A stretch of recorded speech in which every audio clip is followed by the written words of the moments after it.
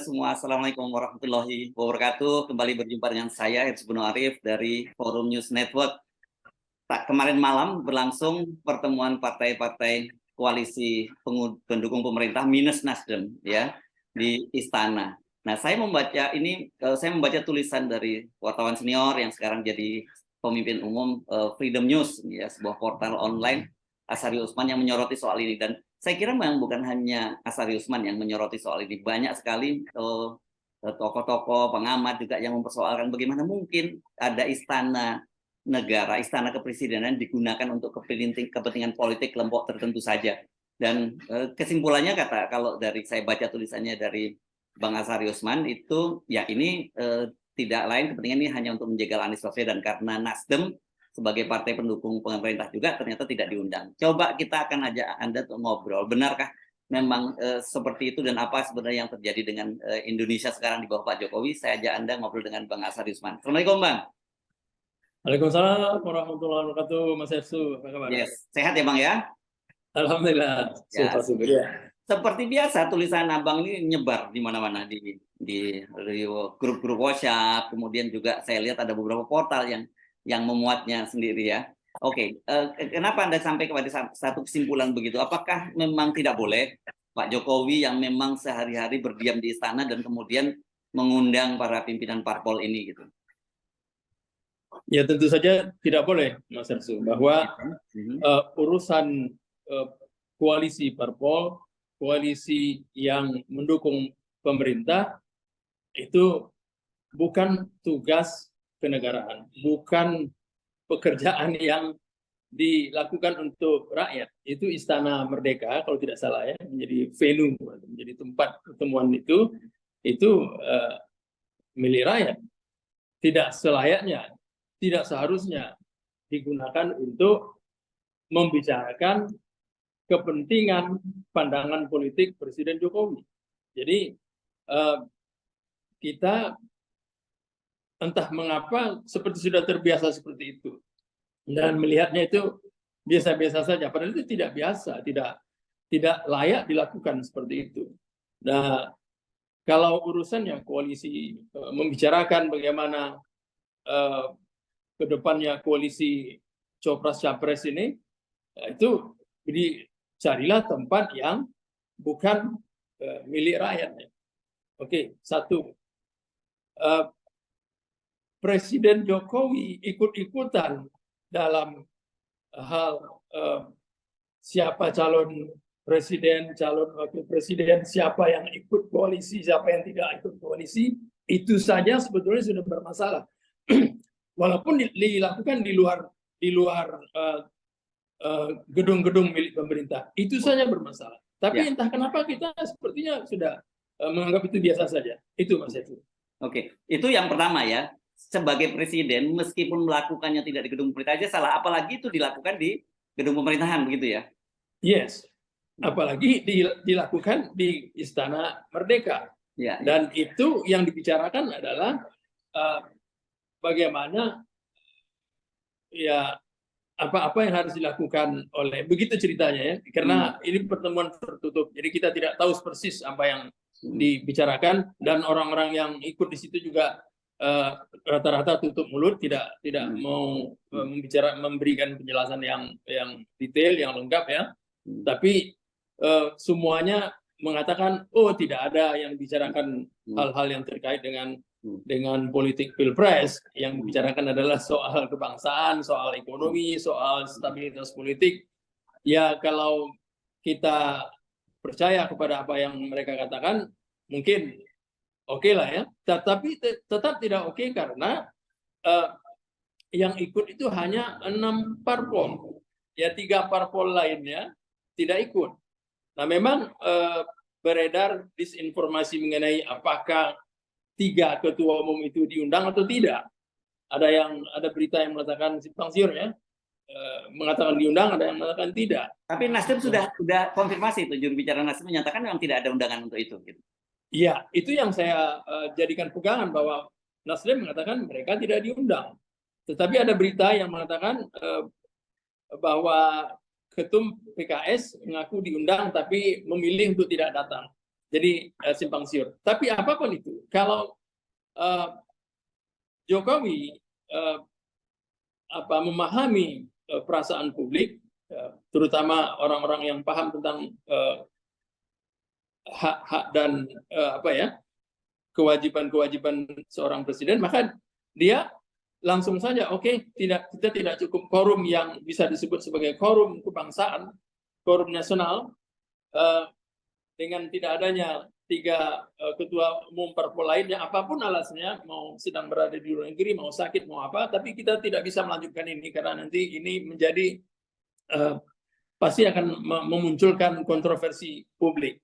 Seharusnya ya dibatalkan atau dialihkan tempatnya, kan sangat gampang sekali bagi seorang presiden untuk memindahkan venue pertemuan itu dalam waktu 15 menit, setengah jam ke mana gitu, ke salah satu hotel atau ke salah satu rumah dari ketua umum parpol, tidak ada masalah kalau mau itu dipindahkan. Tapi saya melihat bahwa pertemuan itu memang sangat bergengsi kalau dilaksanakan di Istana Negara atau di Istana Merdeka, karena di situ akan terlihat bahwa Jokowi berada sebagai orang yang paling kuat di Indonesia ini, berada di istana dan memberikan arahan kepada para ketua umum parpol itu. Apakah itu, ya sekali lagi ya, kita we are in the dark, we was in the dark. Kita tidak tahu apa yang dibicarakan karena memang tidak detail ya. Ada yang mengatakan tidak membicarakan masalah koalisi dan sebagainya. Tapi bahwa pertemuan itu dilaksanakan tertutup itu cukup membuat kita meragukan bahwa persoalan pilpres tidak dibicarakan. Saya kira itu, Mas Yansen. Saya kira nggak terlalu salah kalau Anda juga dan juga publik menduga soal itu. Karena kan sebelumnya Pak Ketua Umum Partai Amanat Nasional, Pak Zulkifli Hasan juga menyatakan bahwa Pak Jokowi akan mengundang ngopi-ngopi pimpinan parpol koalisi pemerintah. Dan kemudian juga Romi Hurmuzi ya dari P3 itu juga menyatakan bahwa dalam pertemuan itu nanti akan ditawarkan kembali bahwa Pak Prabowo ditawarkan sebagai cawapresnya dari Ganjar Pranowo. Meskipun kemudian ternyata belakangan tidak ada statement soal itu, tapi tetap saja orang yang melihat bahwa itu memang pertemuan politik yang menggunakan fasilitas negara. Benar, setuju. Itu sangat pantas diduga bahwa mereka membicarakan itu. Apalagi yang mereka ingin bicarakan. Kalau tidak masalah yang terkait dengan siapa cawapres misalnya, bagaimana formula koalisi yang dianggap akan sangat kuat, karena intinya adalah bagaimana menyelamatkan Ganjar dan Hans, karena itu dia menyelamatkan Jokowi juga. Jadi hampir pasti hari-hari ini kalau ada pertemuan yang melibatkan ketua umum partai, nah kita mau tidak mau akan terbawa pada asumsi bahwa mereka membicarakan itu. Jadi saya setuju bahwa meskipun kita tidak tahu pasti informasi yang ada di dalam itu apa yang mereka bicarakan, tapi kita publik sangat pantas menduga bahwa itulah yang mereka bicarakan. Jadi seperti yang Mas Hersi sebut tadi bahwa Romi Hurmuzi misalnya, walaupun itu dalam bentuk terkaan, tapi dia mengatakan akan ada tawaran begitu dan sebagainya. Jadi sekali lagi saya yakin bahwa itulah yang menjadi inti pertemuannya, Mas Yansen. Oke, bukankah hal semacam ini sebenarnya sudah terjadi beberapa kali sebenarnya, Bang Sari Usman? Yang paling mencolok, kalau kita nggak usah mundur ke belakang deh, yang paling terbaru, misalnya ketika Pak Jokowi itu hadir di dalam deklarasi pencapresan Ganjar, pengumuman bukan deklarasi, pengumuman capres Ganjar oleh Ibu Megawati. Beliau itu kan hadir ke sana itu dengan menggunakan pesawat kepresidenan gitu, dan dihadir disebut sebagai presiden. Dan saya kira kan tidak pantas ada seorang presiden hadir dalam pengumuman capres sebuah partai. Pasti yang pantasnya kalau beliau kader petugas partai, dan itu tentu beliau tidak boleh menggunakan fasilitas kendaraan yang disediakan oleh rakyat untuk seorang kepala negara. Dan yang kedua, katakanlah orang menyatakan begini, sulit dong memisahkan itu karena Pak Jokowi bagaimanapun juga seorang kader partai dan seorang presiden. Tetapi bahwa kemudian Pak Jokowi itu pulang berdua dengan Ganjar Pranowo dan Ganjar Pranowo ikut menggunakan fasilitas itu, dan di situ dia akui bahwa dia membicarakan bahwa bagaimana cara mengelola negara, ini kan juga sebuah bentuk ketidaketisan juga, Bang. Ya persis, Mas Hersu, bahwa itu pelanggaran atau etik yang sangat nyata ya dalam penggunaan fasilitas kepresidenan, fasilitas negara yang diperuntukkan untuk seorang presiden. Jadi sewaktu Jokowi dipanggil mendadak, nggak tahu mendadak benaran atau mendadak tidak benar ya, tapi Jokowi pergi ke Jakarta menggunakan pesawat kepresidenan dan menghadiri acara deklarasi itu. Ada dua kesalahan. Pesawat kepresidenan digunakan untuk menghadiri itu, kemudian dia sebagai presiden menghadiri deklarasi itu. Oke, nanti jawabannya pasti ada. Oh, saya ini kan seorang kader PDIP. Nah, harus menghadiri itu. Baik, kalau itu kita terima, kesalahan pertama tetap ada di situ, melekat. Tidak bisa dihindarkan. Bahwa etika penggunaan pesawat kepresidenan telah melanggar aturannya. Jadi ada abuse of power di situ. Jadi mentang-mentang Pak Jokowi presiden, dia bisa menggunakan seenaknya saja. Itu kesewenangan. Nah, solusinya ada kok. Dia bisa sewa pesawat pribadi dari Solo, banyak yang parkir di Bandara Solo anytime. Dia bisa book ya, helikopter swasta dia bisa dapat kapan saja. Karena dia seorang presiden, pasti gampang sekali mencari helikopter, gampang sekali mencari pesawat yang kecil yang bisa cepat sampai ke Jakarta. Ini tidak ada masalah. Dan biayanya juga saya kira ya mungkin tidak sulit bagi dia untuk mencarikannya. Artinya, saya melihat bahwa Jokowi telah dibiarkan begitu saja melanggar etika penggunaan fasilitas negara untuk seorang presiden, dan dia merasa bisa dilakukan karena hampir tidak ada orang yang mengkritiknya. Karena lembaga-lembaga pengawas, lembaga-lembaga yang seharusnya mengingatkan dia itu tidak berfungsi. DPR terutama. Ya, bagaimana kita mau mengharapkan DPR? Ya, kita tahu semua lah ya. Dan ketua-ketua umum itu sudah ada dalam genggaman Jokowi, ada dalam kooptasi dia. Jadi bagaimana orang-orang ini bisa mengingatkan bahwa Bapak itu nggak benar Pak menggunakan pesawat kepresidenan untuk datang dari Solo ke Jakarta menghadiri deklarasi pencapresan Ganjar Pranowo.